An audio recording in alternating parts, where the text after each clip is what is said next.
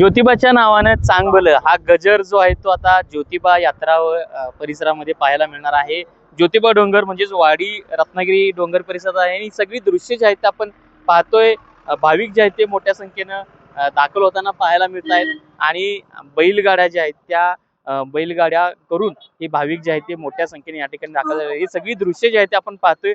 बेळगाव मधून आलेले भाविक जे आहेत ते सगळे पाहतोय आपल्या बैलगाडी करून हे सगळे भाविक जे आहेत ते या ठिकाणी आलेले आहेत.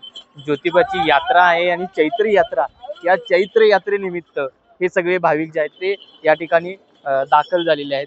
खरं तर दरवर्षी भाविक जे आहेत ते येत असतात आणि एक टी शर्ट प्रत्येकानं आपले छापलेले असतात. कुठून आलेले आहेत तुम्ही? आम्ही बेळगाववर आलोय, चव्हाड गल्ली. चव्हाड गल्ली. हो. दरवर्षी येतात. दरवर्षी जवळपास 300 वर्षाची परंपरा आपल्याला लाभलेली आहे. ही बेळगावची मानाची शासनकाठी म्हणून ओळखली जाते. बेळगावातून बरेच भाविक लोक आमच्या कुलदैवताला या यात्रेनिमित्त सरेंदर हजर असतात. दरवर्षी जवळपास 300 वर्षापूर्वीपासून ही परंपरा चालू आहे. आता गाडी आणलेली आहे, काय काय आहे याच्यामध्ये साहित्य?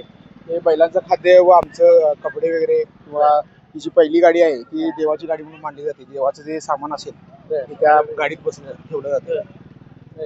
जो कटला आहे, आज आम्ही दक्षिण दरवाजापासून मंदिरात आम्ही आज प्रवेश करतो.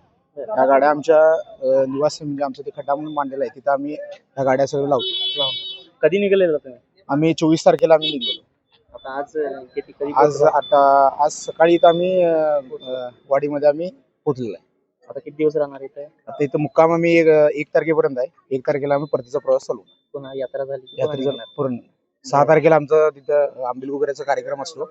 इथं नाही आमच्या बेळगावला आंबील वगैरे कार्यक्रम करून प्रसाद करून आणि यात्रेची सांगता आम्ही तिथं करतो. ज्योतिबाच्या नावानं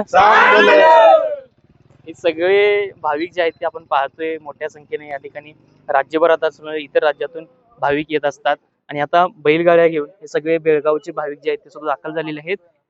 1 तारखेपर्यंत म्हणजे यात्रेच्या दिवशीपर्यंत मुक्काम जो आहे तो यांचा इथं असेल आणि त्यानंतर यांचा परतीचा प्रवास जो आहे तो सुरू होईल. मात्र संपूर्ण वातावरण जर पाहिजे झालं तर आनंदमयी भक्तिमय असं वातावरण जे आहे ते ज्योतिबा डोंगर परिसरामध्ये पाहायला मिळतंय. विशाल पुजारी, NDTV मराठी, वाडी रत्नागिरी, कोल्हापूर.